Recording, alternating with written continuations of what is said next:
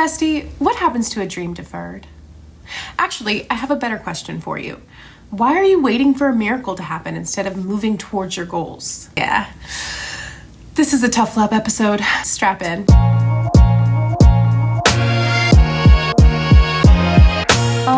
Hi. Yes, you're seeing my face this week. Don't get used to it though. I'm not sure if I can commit to always being on camera for these. It is called the Ceiling Rant Podcast for a reason, after all. Welcome and welcome back to the Ceiling Rant Podcast, where unfiltered thoughts meets honest conversation. If you're new here, I liken this podcast to equal parts healing and hot mess.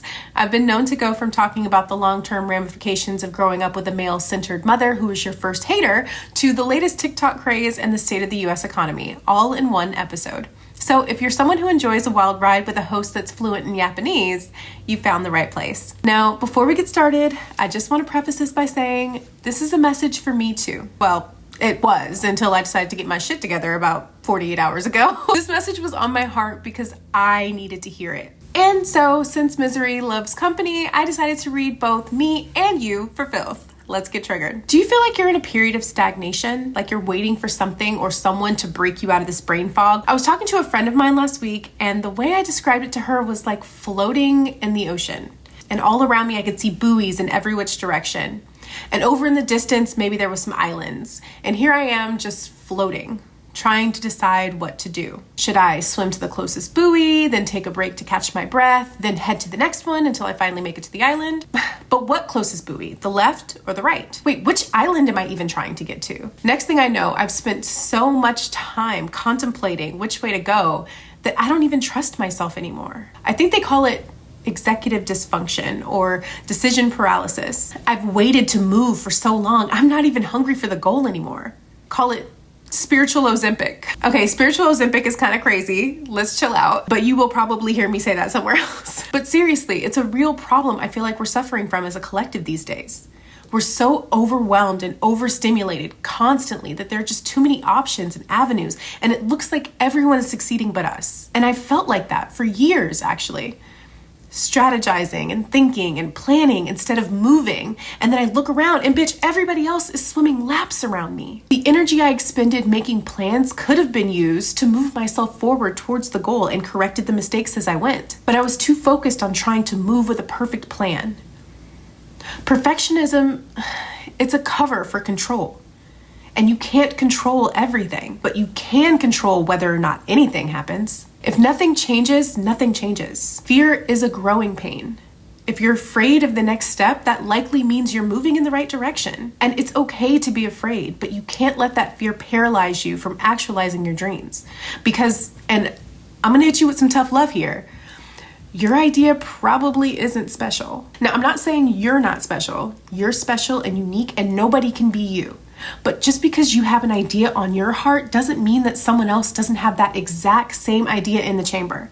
And maybe they're not scared. I know that felt a little mean, but let me give you an example. Before there was a Kendrick and a Drake beef, one of the most high-profile beefs, so to speak, in music history was between the two legends, Michael Jackson and Prince.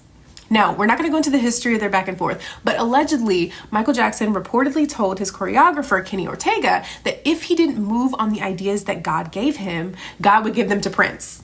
Now, some people say that he said that in jest. Other people say that that's not true and it's made up. You never know, it's the internet. But I can't even count the number of times that myself or a creative friend of mine had an idea for content or a book or a movie or a project and just didn't move on it. Just to see someone else post the same exact idea a month, a year, a day, an hour later. Your ideas are not unique. The execution may be because no one can do it like you, but if you don't move on it, someone will.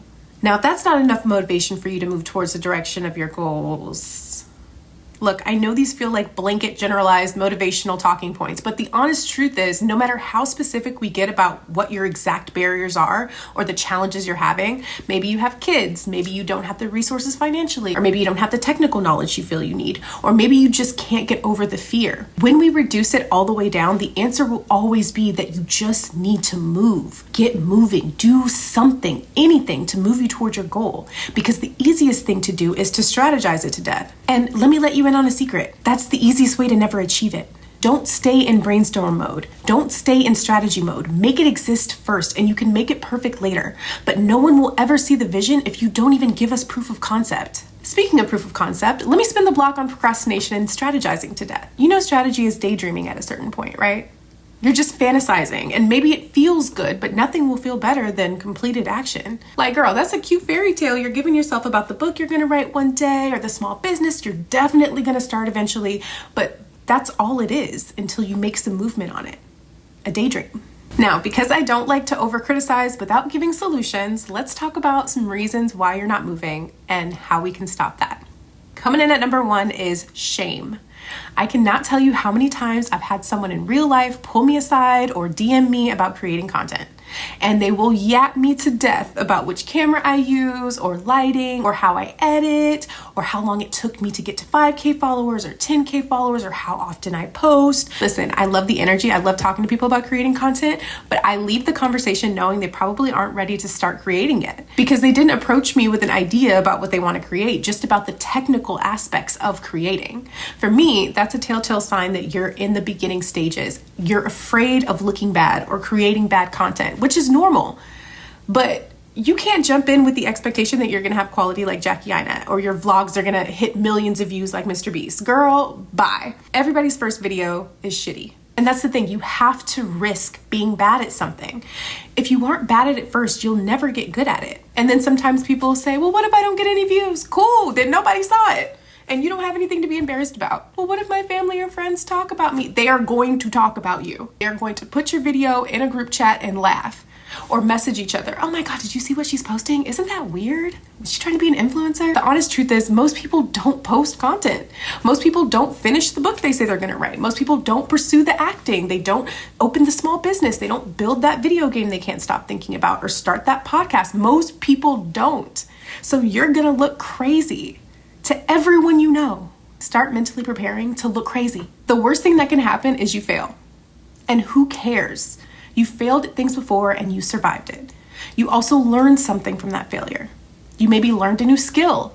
You learned that maybe you don't like that thing as much as you thought you did, but you didn't walk away from it with nothing. It's cringe until you're getting paid thousands of dollars for a 1-minute video. It's cringe until you're on a book tour. It's cringe until your small business is on a Good Morning America segment. It's cringe until you're the person people are asking for advice. Cringe is an illusion. So we're just gonna get rid of the cringe reason, because who cares? Who cares? Everything's cringe. Someone's listening to this right now and is like, this is cringe, you're cringe, you suck.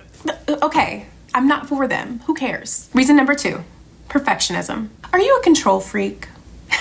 Welcome to the club. Sometimes though, we have to release the control. You can't control every factor. The sooner you become detached from what it looks like, the more consistent you will become. Maybe your form is bad on the first 100 squats you do, okay? Better that you did those 100 bad squats than no squats at all. 20 bad days in the gym is better than 0. 5K steps is better than your ass on that couch. And as your friend, I need to remind you not to tie your self-worth up in your ability to be perfect in everything you do. You're not a robot. Be so fucking for real right now. Be reasonable, please. And I'm gonna hold your sticky hand when I say this. If berating yourself every time you didn't get something right worked, you'd be perfect by now.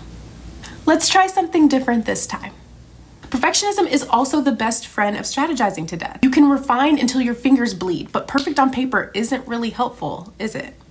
Okay, number 3, low self-esteem. Nobody wants to admit that they have low self-esteem. I have suffered from low self-esteem. I still sometimes suffer from low self-esteem, especially when I have low confidence about situations or new activities, new ventures. You don't feel like you're good enough is the gist of it. I have been there. The first thing I'm gonna recommend to you is therapy. I know it sounds like I'm being shady. I promise you I'm not being shady. I know that came off a little bit rough, but I'm so serious when I say a good therapist can help you uncover who sent that messaging to you that you weren't worthy and why you internalized it. For me, it was a number of things, to be honest. My weight, my teeth, I thought I was hideous, and that was like a huge thing for me for a long time. In my mind, I was the ugly duckling of the family, the poor one, the homely looking one. I internalized that messaging very young.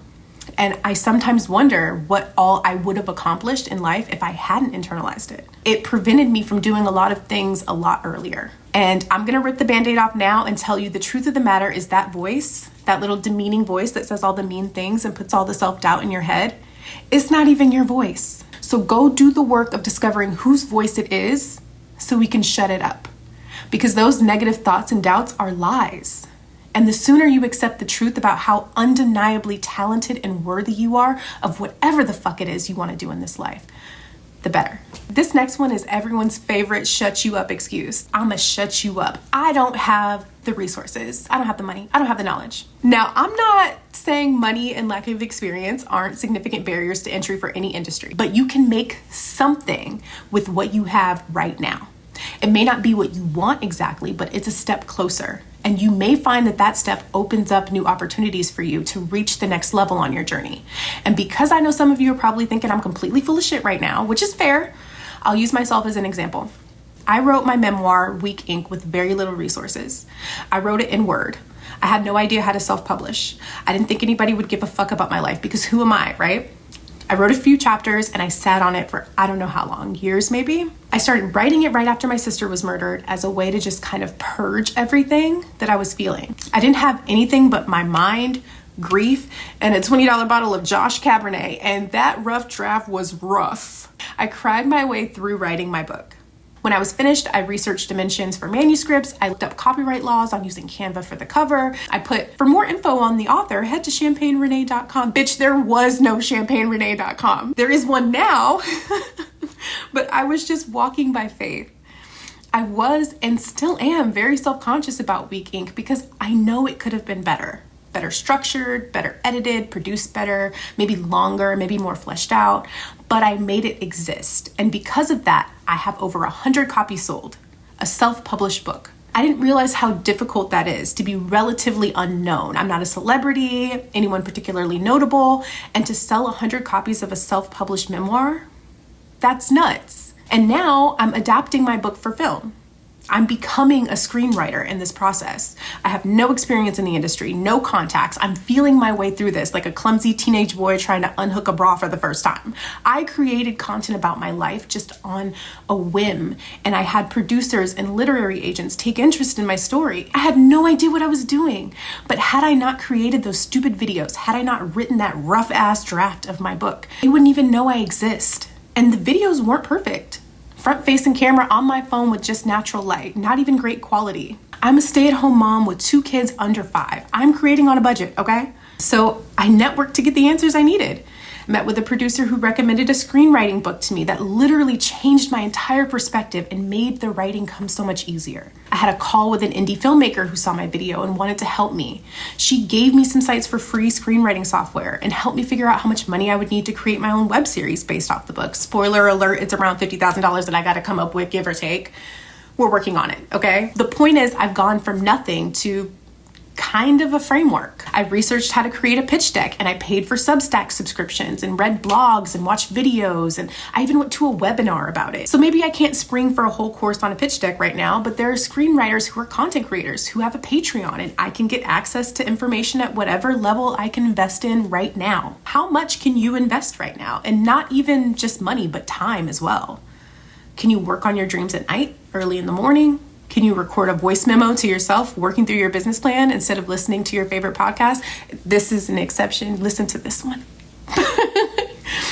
But what can you invest in your dreams right now? However little you think you have right now, mountains have been moved with less.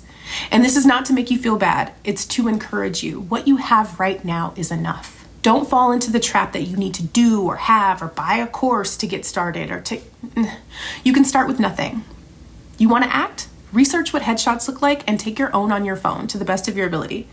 Sign up for Actors Access and start submitting yourself for breakdowns. Most auditions these days are self-tape anyway. The barrier to entry is lower. Take an acting class at your local community college. If you can't take one in person, there are online acting classes. Your city probably has community theater. Check that out. Same with starting a business or writing a book, or hell, even if you just want to get more fit or learn to swim or cook or garden, whatever it is that you've been thinking about doing that you haven't put in motion yet, you can do it.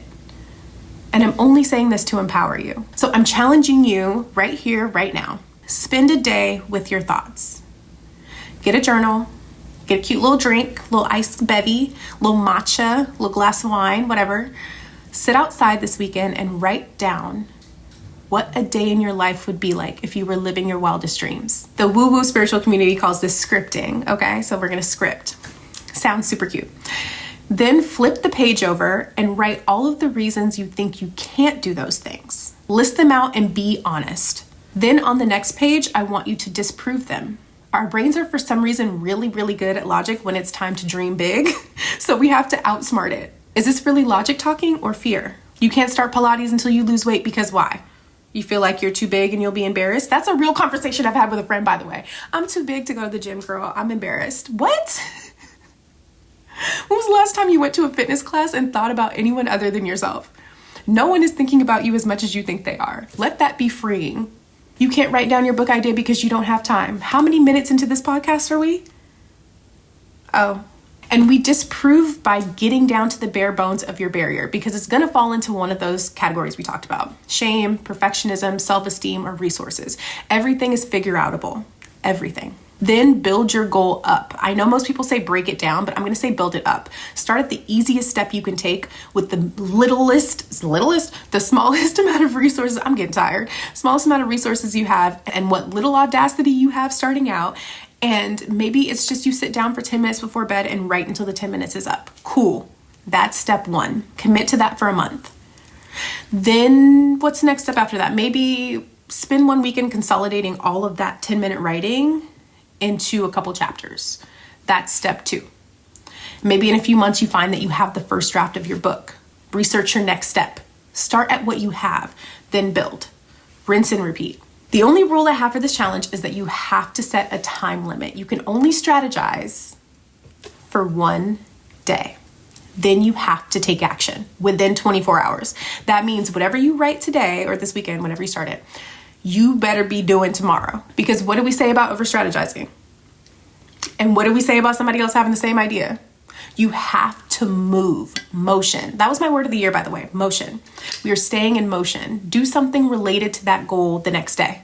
Make it actionable, make it repeatable, and do it. You got this. Finally, if you need an accountability buddy, I got you. I've created a community called The Path on champagnerenee.com, my website that now exists, where we'll be just keeping each other accountable on our respective journeys. You can treat it just like a place for you to network or just a place to get encouragement, community from people who are trying their best to do the best they can with what they have, like you. It is also free $99. I'm not charging you. There will be other levels of membership, I think, eventually. I haven't created that yet. See, I'm starting with what I have. You can sign up by heading to my website, champagnerenee.com, and clicking on The Path. I'll also include links in the description if you're watching this on YouTube. In any event, if you don't join or subscribe, I hope you were able to get something out of this podcast, and I hope I've been helpful in some way. As always, take care of yourself, and remember, your dreams don't have an expiration date. The best time to start might have been 10 years ago or 5 years ago, but the next best time to start is right now. Okay, love you, bye.